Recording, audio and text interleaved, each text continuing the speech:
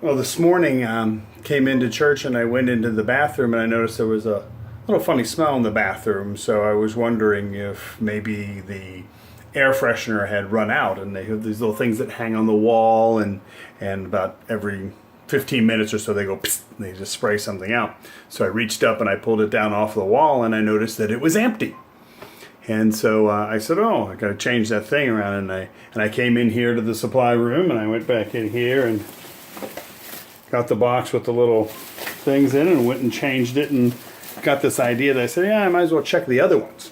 So I walked into the ladies' room, made sure the one was in there. I walked into the ladies' room and checked that, and of course it was empty. And I went into the hallway, and I found one behind the little board that we have in the front hallway where we put like letters and notes and things that people send to us, and that was empty. And so I went around, I found some in the office, and I found some. It was amazing how many that I found, and a lot of them were still working, and they still had stuff in them, but some of them were empty, and they were no longer doing what they were supposed to do. So about every 15 minutes or so, it would go, and there would be like nothing, because of the fact that they didn't have any juice left in them.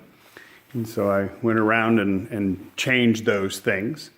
And the reason why I bring this up is because, many times in the church we will find opportunities to criticize, and we will find opportunities to say, why isn't that being done, or why didn't that get done?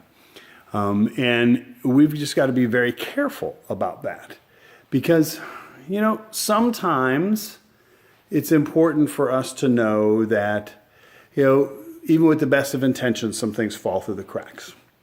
And we were talking about today about the fact that there's the whole speck in someone else's eye and the log in your eye type of mentality that we were looking at today.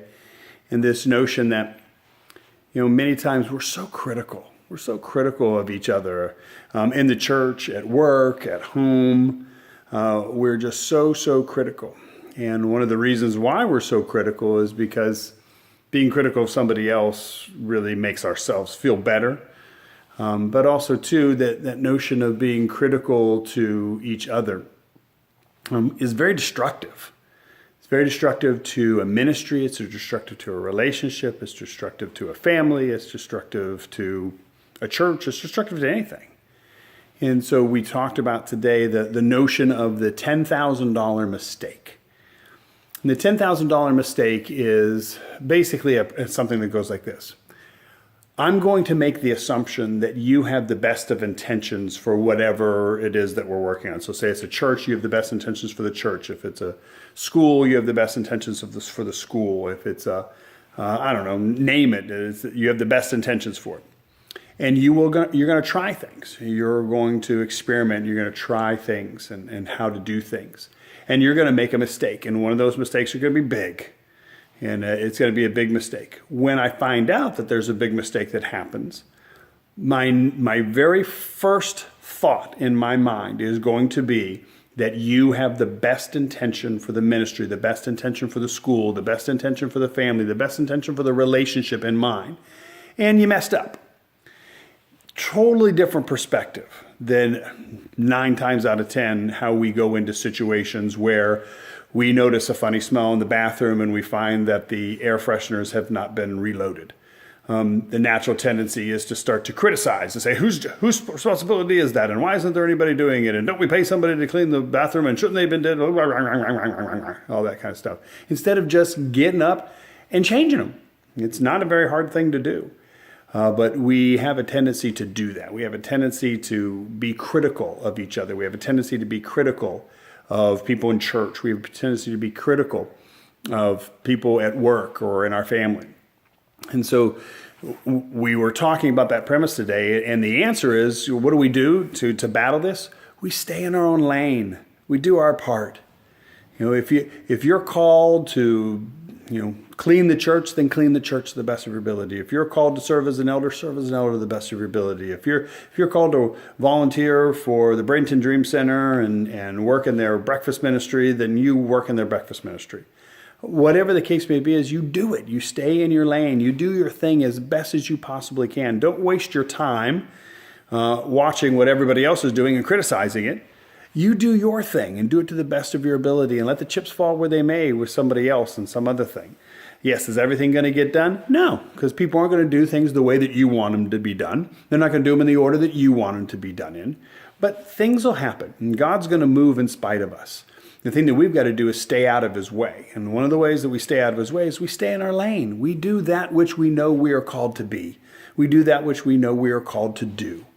And we allow other people to do the exact same thing. And we give them the freedom, we give them the right, we give them the responsibility to say, this is between you and God.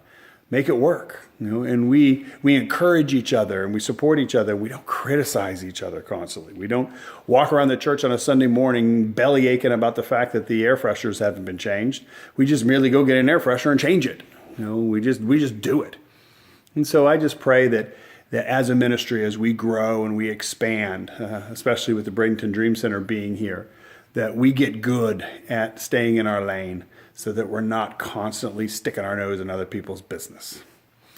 All right, well, that's kind of the summation of what we were talking about today. And you're sufficiently dizzy because I've been just spinning around and around and around as I was doing this Hot Fudge Sunday. So again, I hope that this week has a great you, and we invite you to join us next Sunday as we begin our new Journey to Be. It's been a while since we've taken our 8-week journey to visit all the islands of the Journey to Be, and we're going to do that. The 8 weeks will take us right up towards close to Easter, and so we invite you to be a part. Next week we start island number 1, so might as well join us for the very beginning. Alrighty, until then, we'll see you soon.